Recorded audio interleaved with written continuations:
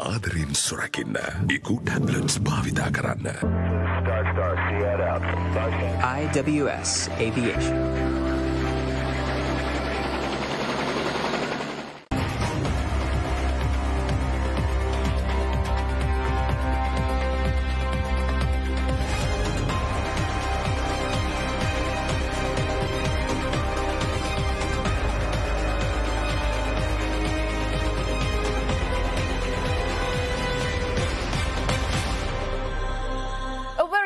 And a warm welcome to State of Business on Arch Television. I'm Heshain Ali and let's have a look at the headlines first. Sri Lanka annually loses almost 6% of GDP due to the occupational diseases and injuries, Labour Department reveals. Private sector opposes the government's plan of amending the Tourism Act. News in detail. The economic impact done by the occupational diseases are higher than the occupational injuries, and in the world it is around 3 trillion rupees. Labour Department Commissioner Dr. Vajra Palipana revealed these statistics recently addressing a function to introduce a new diploma course on occupational safety and health.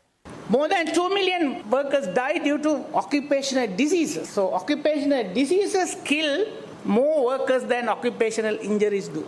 Many people think occupational injuries kill workers than occupational diseases, but it is the other way.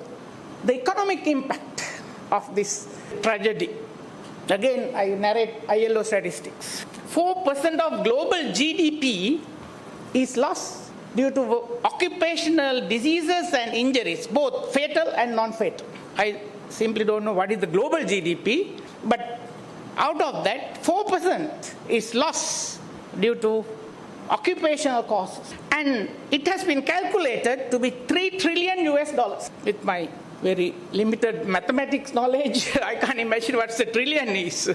So I'm not very good in mathematics, that's why I became a doctor. The $3 trillion is beyond my personal understanding. However, the world loses that amount. Commissioner of Labour Department Dr. Vajra Palipana also revealed that Sri Lanka loses almost 6% of GDP due to the occupational diseases and injuries annually. He urged the attention of the authorities soon on the matter. When it comes to a corporate, most of you represent the corporate world, private sector. So it's about 4% of your total income or the turnover is lost due to occupational causes. So it is directly rupees and cents for the corporate world, right? So when it comes to a country like Sri Lanka, we lose more than 4% of our GDP due to work-related costs. So it is estimated to be about 6% of our GDP is lost due to occupational diseases and occupational injuries, both fatal and non-fatal. So our GDP is about 85 billion US. Again, I'm not an economist. Out of 85 billion US, 6% is 5 billion US dollars. The Chartered Institute of Personnel Management introduced 2 new diploma courses which are essentially needed for the country's employment force as well as the management forces. Diploma in Occupational Safety and Health and Diploma in Industrial Relations and Employment Law were the new courses introduced by CIPM Sri Lanka last week. In the market, of course, there is a need, but at the same time, that COVID has disturbed our total lifestyle and the business, and also many other areas in the world. Whether it is operational side or the business side or our life, everything has been disturbed. So this is the time that the need is arise for the safety and health. And this is the time that we need to talk about employment law also. The reasons are, nearly about 14,000 employees, they have lost their employment. What are we going to do? They also can't do anything. The government also, they are not in a position to address this thing as faster that we need. But there is an issue.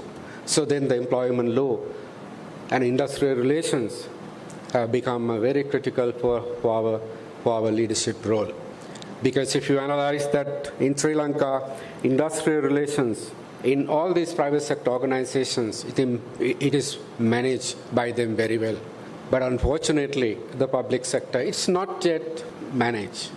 they try to do many things, but it doesn't get connected with the core objective of the country.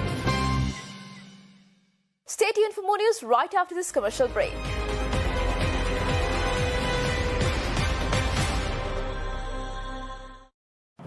මගේ ආදරණීය වාහනය ආදරෙන් සුරකින්න මම පාවිච්චි කරන්නේ එකෝ tablet. ඔයාලගේත් වාහනයට බය නැතුව එකෝ tablet පාවිච්චි කරන්න. ඔබගේ ආදරණීය වාහනය ආදරයෙන් සුරකින්න ඉකු ටැබ්ලට්ස් භාවිතා කරන්න.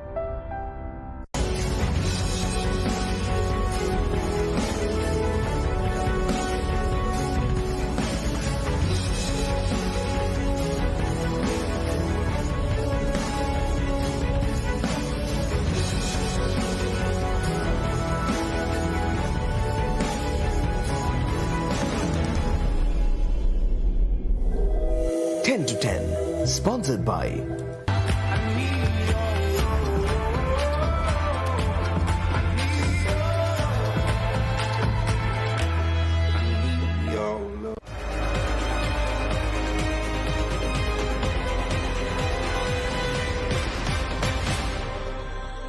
Welcome back after the break. The private sector on Friday voiced their strong opposition to replace the existing Tourism Act with a new one, saying it will be destructive and untimely while there had not been proper consultation. The opposition came with a decision by the Cabinet of Ministers to amend the Tourism Act and bring 3 institutions as Sri Lanka Tourism Development Authority, Sri Lanka Tourism Promotion Bureau and Sri Lanka Conventions Bureau under a single new entity. The Tourist Hotels Association and the Sri Lankan inbound tour operators conducted a joint media briefing last Friday and made a compelling case against the dangers of changing the existing Tourism Act at the present moment, sans proper consultation as well as serious repercussions of the proposed new legislation. Last week, the Cabinet approved a proposal by Tourism Minister Prasanna Ranatunga to amend the Tourism Act and bring 3 institutions, Sri Lanka Tourism Development Authority, Sri Lanka Tourism Promotion Bureau and Sri Lanka Conventions Bureau under a single new entity, Sri Lanka Tourism Authority. The Hotels Association and the tour operators insisted there was no need to change the existing act apart from it being untimely given the crisis faced by the industry. They also said the existing act does not hinder desired private sector supported tourism development and marketing but gives due recognition to private sector via representations in 3 institutions. Tourist Hotels Association Vice President and Colombo City Hotels Association President M. Shanti Kumar said private sector has invested substantial amount of money to build and operate hotels and improve the travel infrastructure. Tourist Hotels Association Vice President Shanti Kumar also claimed that Sri Lanka Tourism want to change the existing act and get rid of private sector participation in the board of 3 institutions. He also added that such a decision will cause a huge damage to the industry which is still struggling to recover from double whammy of Easter Sunday terror attacks of 2019 and the ongoing COVID-19 pandemic. However, Sri Lanka Tourism Chairperson Kimberly Fernando said the consolidation of 3 institutions into one was a proposal contained in 2021 budget presented by Prime Minister and Finance Minister Mahinda Rajapaksa. She asserted that the government or the Sri Lanka Tourism has no any other ulterior motives to bring this amendment. Tourist Hotel Association CEO Amal Gunathilaka, who also joined in the same media briefing, claimed that reviving the industry is the most burning issue at the moment and not changing the act in a bid to put private sector out. She also added that this move comes without proper consultation of the private sector and this will not anyhow bring the positive results to the industry.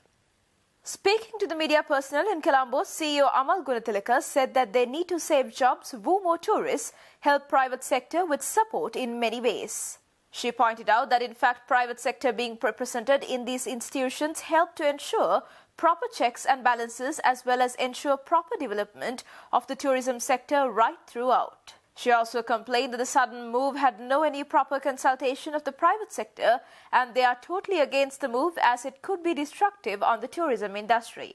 SLAITO former President Devendra Senaratne said via industry representation these institutions have benefited from private sector experience, knowledge and insights. He recalled that the existing Tourism Act was mooted after consensus and via Tourism Development Levy of 1% of turnover was to ensure tourism development and marketing does not burden the treasury. SLAITO President Tilak Weerasinghe said prior to COVID pandemic, government had plans to increase earnings to $10 billion via 7 million tourists. Weerasinghe said that via the TDL, the contribution by the private sector is over 6 billion rupees to date. Earnings per person per night was increased from $64 to $118 per person, and number of tourists grew from 500,000 to 2.3 million. SLAITO committee member Nalin Jayasuriya said all private sector associations are of the view that the act should not be changed. The Tourist Hotel Association and the Sri Lanka Inbound Tour Operator stresses that the existing act is not a hindrance to achieve President's future goal of 7 million tourists and $10 billion revenue. They also reveal that they have already written to the government and waiting for a good solution. The two organizations, THASL and SLAITO, last week wrote to Tourism Minister Ranatunga expressing their concerns and objections on amending the present Tourism Act and going for a new act.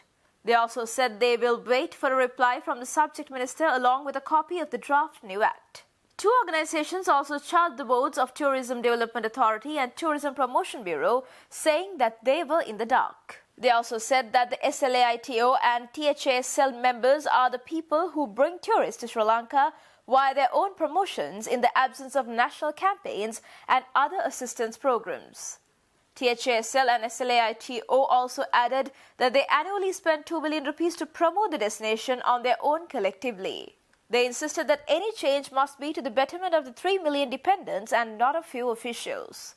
The point which they stressed was tourism is 100% private sector driven, and how could public sector thinking drive such an industry? They further added that sans private sector representation's money via TDL can be misused, wrong decisions may be taken. And that's all news for today. See you tomorrow with State of Business at the usual time. Until then, take care and good night.